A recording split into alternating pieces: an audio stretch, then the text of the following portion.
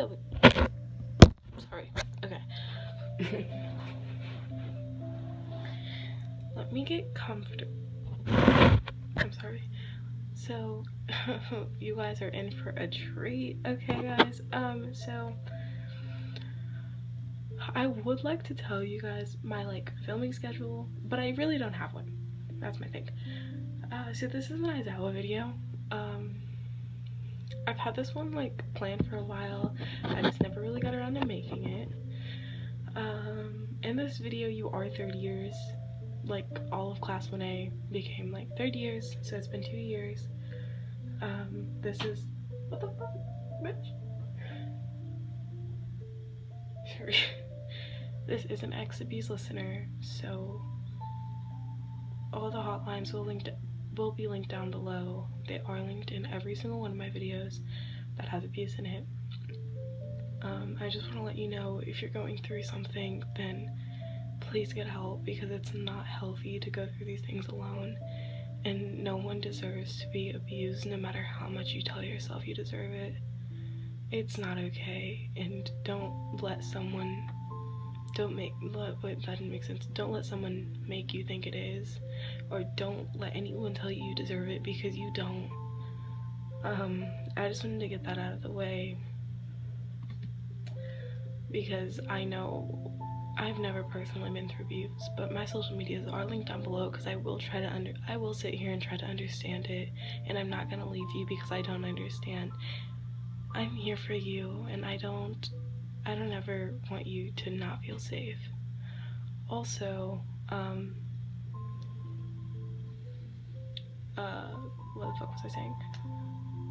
Yeah, you can text me at any time. I crave sleep, but it's the one thing I don't get.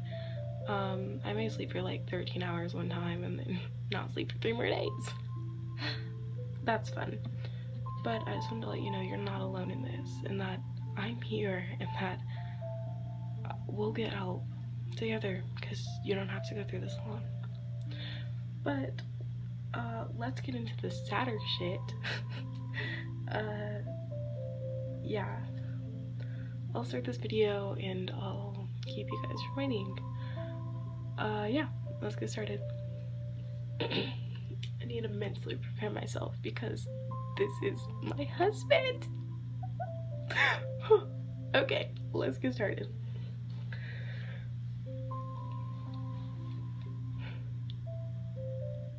Aizawa's POV. It was another day in class, and then I heard a phone go off. I wasn't sure who it was, and I didn't really mind since we were all just working. I saw Ryan check her phone, which wasn't normal for her. She hardly ever had her phone on in the middle of class. I didn't mind, but I observed her for a little bit longer, and I saw the fear and panic in her eyes. I realized the signs of a panic attack were happening. I observed her to see if she could handle it by herself. I didn't want to embarrass her in the middle of class, but I also didn't want her to go through this alone. She wasn't hyperventilating yet, which was a good thing, but I could tell that she was about to start. So I decided to have the whole class go on a run. I didn't realize that someone else had noticed. Ryan's state of panic. Todoroki's POV. I didn't notice at first, but after a while I realized that Ryan wasn't acting like herself. And then I realized that she was having a panic attack. I realized that Aizawa must have noticed, because he surprised the class with a run. The class was all upset about it, but I knew why he had did it. They weren't moving fast enough, and I knew Ryan would start hyperventilating soon enough. So I decided to take matters into my own hands. Bakugo was yelling at Midoriya, so I realized that this was my chance. Oh, don't be so mean to him, Bakugo. You're just acting like an angry Pomeranian, I said as I scoffed. He didn't hesitate to challenge me, which was a good thing. I told him to bring it on and to meet me in the courtyard. I realized that Aizawa knew what I was doing. The rest of the class went out to watch. Aizawa said he would be out in a moment, and not to start until he got there. It was just you and Mr. Aizawa in the classroom. You were crying at this point, your knees to your chest, face buried into your knees. I hope that made sense. Shit. Face buried into your knees, hugging yourself. Aizawa just walked over to you and placed a hand on your shoulder, which caused you to jump. Tears streamed down your face. You looked at him. Todoroki then came back into the classroom. Todoroki's POV. I had told Bakugo to wait for a minute because I needed to grab something. Everyone was out in the courtyard waiting for the fight to start. I walked back to the classroom to see YN crying in her desk in a little ball while Aizawa tried to calm her down. I quickly walked over to both of them. I was confused on the trigger of the panic attack until I saw her phone. I looked at her phone and I realized that it was her father. I looked at the messages that said, "When you get home, I'm beating your ass. You didn't clean up last night." She tried to explain that she got tired from training and everything, but her father obviously wasn't listening. I felt enraged. I was upset with her father and myself. She had told me that things were fine at home and that her dad had left. I wasn't sure why she had lied to me, but I knew she must have had a good reason. "YN, is he hitting you again?" I asked in the softest tone I could manage. Aizawa looked a bit shocked as he looked at me. You just sat there in silence, tears running down your face. You didn't know what to say, you didn't know what to do. You didn't want anyone to worry you, but you knew you couldn't keep this to yourself. You just hugged yourself tighter and bawled into your knees. "I'm sorry, You couldn't breathe and you were hyperventilating. Aizawa brought you into a hug and you just cried into his chest as he walked you through some breathing exercises, giving you a detailed description on where you were so you knew that you were safe. After a little while, Shota had already left the classroom because he knew everyone would get suspicious if he didn't. It was just you and Aizawa again. Todoroki's POV. I walked back to the group that were all standing there. Aizawa said he won't be out for a minute. He said go on a run. Bakugo didn't hesitate to yell at me and tell me that it wasn't over for earlier. I just scoffed and said, "Whatever, you angry Pomeranian," as I began to run our normal route.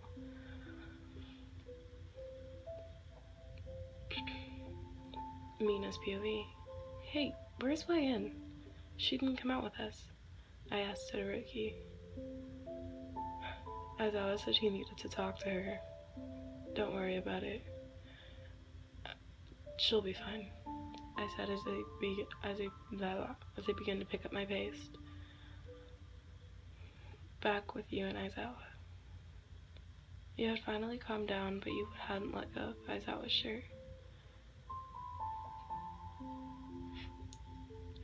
You finally let go and you looked back at him, and you looked up at him. He just stared at you for a moment. "Are you okay?" he asked you. What did Todoroki mean when he said that he was hitting you again? Aizawa asked you in confusion. You didn't know this, but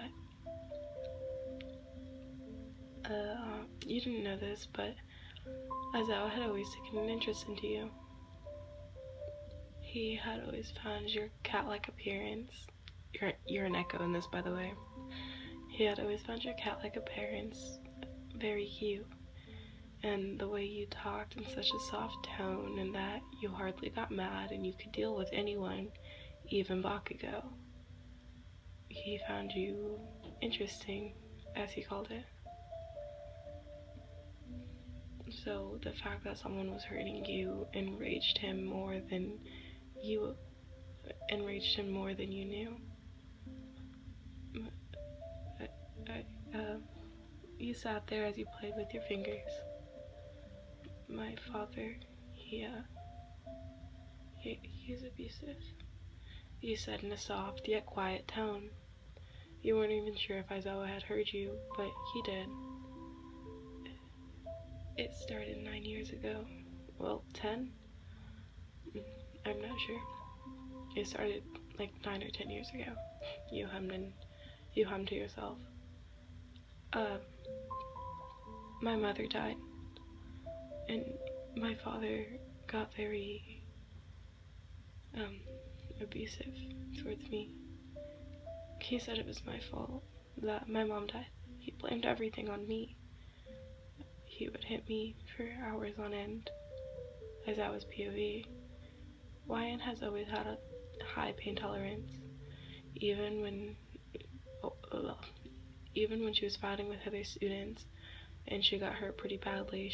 It didn't even seem to faze her. Now I realized why. She wrapped her arms around her. The heat just turned on. Oh, this bitch. Sorry. She wrapped her arms around her waist as she continued her story.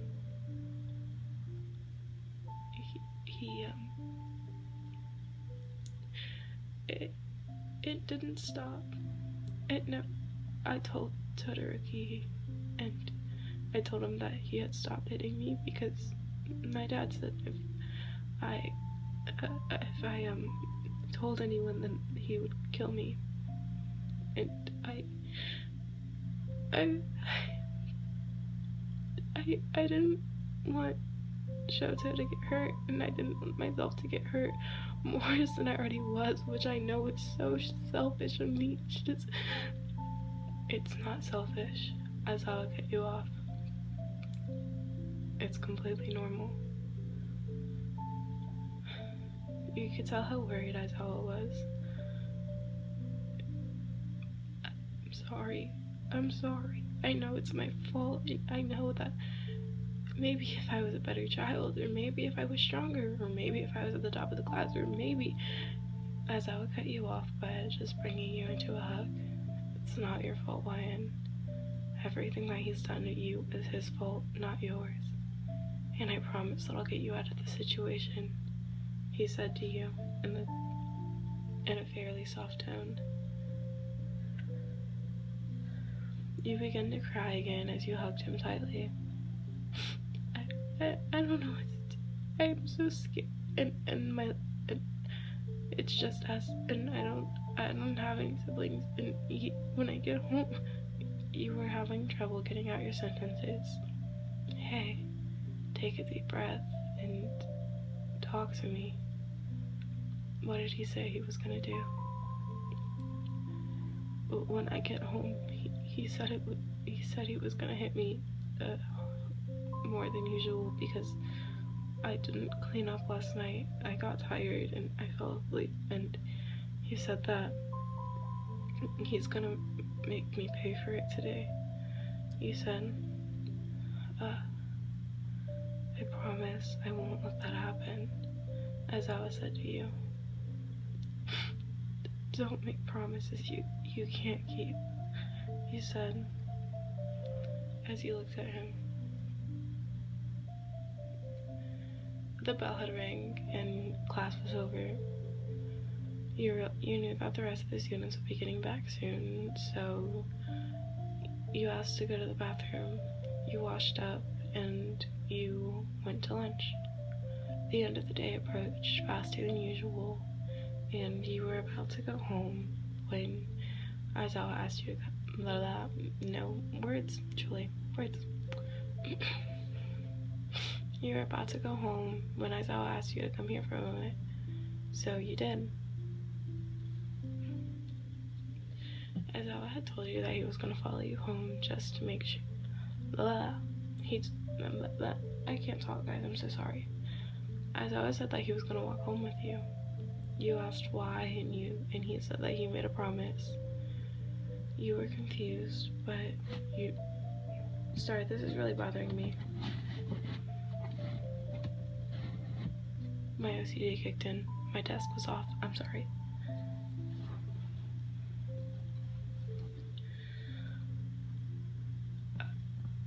I forgot where the fuck I was. Shit.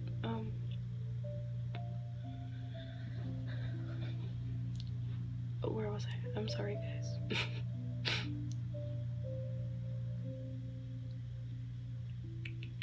Okay. We'll just start from here. Aizawa asked you to stay after class, so you did. He said that he made a promise and that he was going to keep it. You both got his card. Fuck. As you began to drive to your house, you were scared. You didn't know what to say. He told you to go in first and that if it got out of hand, then he would be in after. You just nodded your head and you walked into your house. You were immediately met with a bottle being thrown at your head. It hit the door, and your father growled in annoyance, pissed off that he had missed.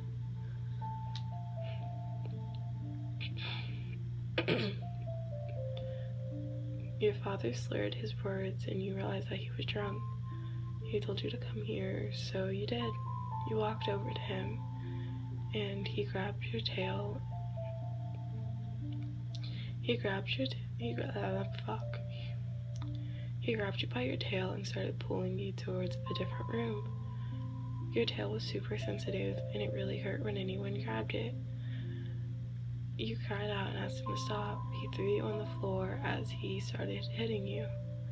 You then heard someone walk through the front door. You realized that it was Aizawa. Once Aizawa saw that you were saw like what your father was doing, he didn't hesitate to walk over and push him off of you, wrapping you in his arms. You were a crying, stuttering mess. He didn't say anything to your father, but he had gotten all of that on film. So there was, in the fact that they had an eyewitness, there was no chance of your father getting out of jail. He called the police as you were still standing. Fuck! I'm sorry, guys. You were still standing there in his arms, crying, and he just shushed you and whispered sweet things in your ear, like that it would be okay and that you didn't have to be scared anymore. You hugged him tighter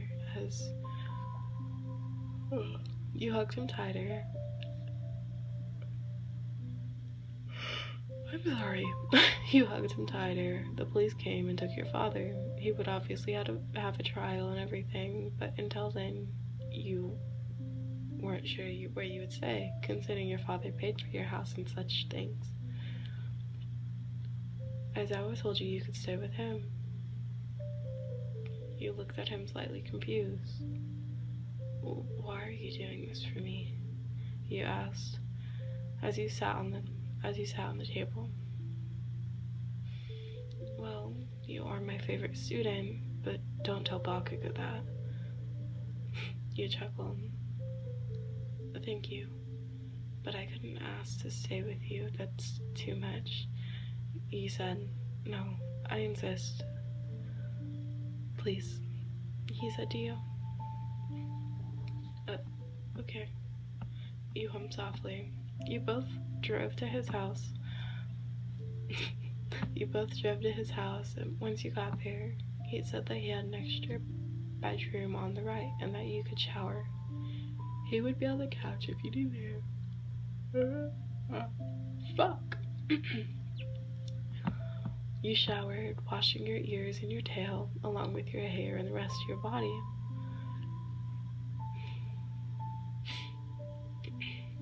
You walked downstairs in just a towel. Once you got halfway down the stairs, you realized that you saw Aizawa on the couch, and he looked at you. Do you have some clothes I could borrow? Yeah, they're in the guest bedroom, he said to you. Thanks. You walked back upstairs and went to the guest bedroom, grabbing the clothes he left for you. It was just a hoodie and some shorts. The hoodie was quite big on you since Aizawa was quite a tall man. And your fox-like quirk made you a bit tinier than the average girl.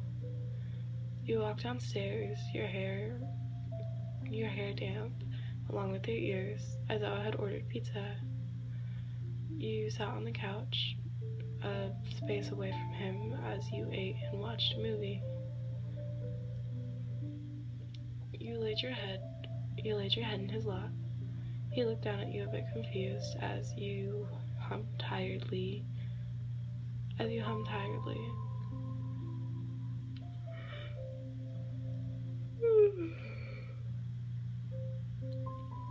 I'm sleepy, you hummed softly. Aizawa just played with your hair, massaging behind your ears and such things. He then chuckled. I am midnight, $50. You hummed in confusion as you peeked when I opened and looked at him. We make a bet every year that I won't fall in love with one of my students. I guess I lost this year, he said as he looked down at you and continued to play with your hair. You love me? You love me? You said softly. How could I not? You purred as he rubbed your head and cuddled into his side. I love you too, Shota, he said as he drifted off into a deep sleep. Aizawa just rubbed behind your ears, and let out a slight chuckle.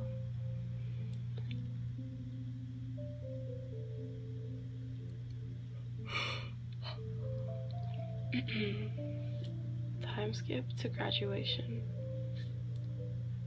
You had been living with Aizawa for about 2 months now.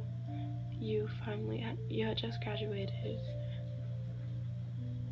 You had just graduated from UA, and you were now set off to become a pro hero.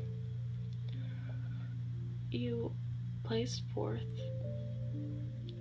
You ended 4th in your class, Todoroki being 3rd, Bakugo being 2nd, and Midoriya being 1st.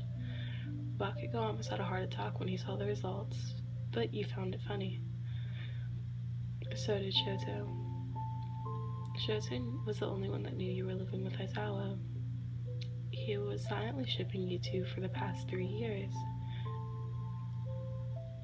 Once Mina had explained what a ship was to him, in your guys' first year of UA, that's when he began to ship you and Aizawa. He even made you guys a ship name.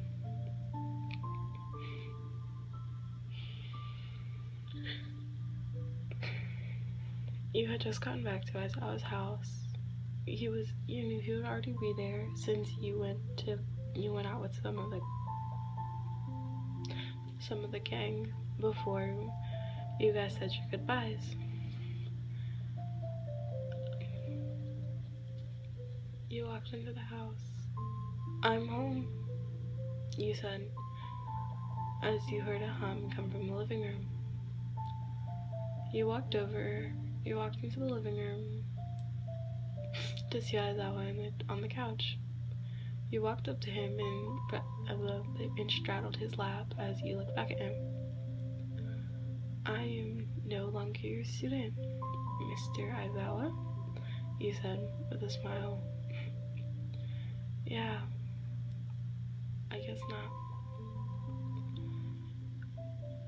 So what does this mean? You said as you looked down at him.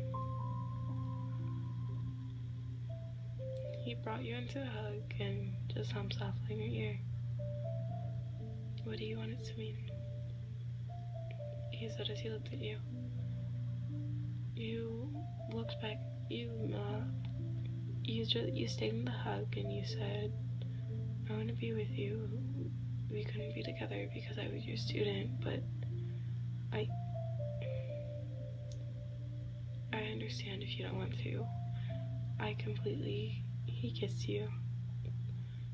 That was your first kiss, and it was with someone that you were absolutely madly in love with. You looked back at him, so, you looked down as you played with your fingers. I love you too, Ian. I didn't show it before because I was your teacher, but now I'm not. I understand if you don't want to do this because of the age difference. I don't care about the age difference. I love you, and that's what matters. You said to him, as you brought him into a hug, I love you too.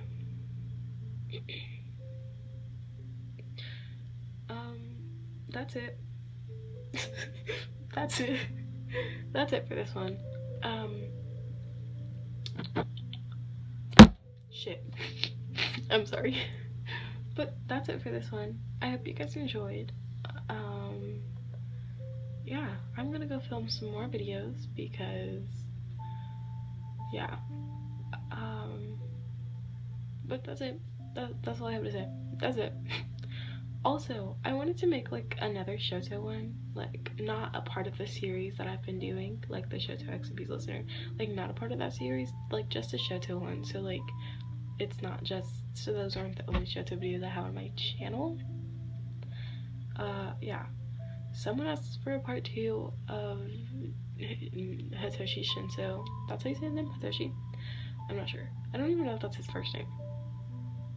I'm getting my Hero Academia characters mixed up. But a Shinso XB listener part 2. But if some more of you guys want that, I'll make one. Because I don't have one written. But if some more of you guys want that, I can make one. But that's it for this video. I hope you guys enjoyed. I love you so much. Bye!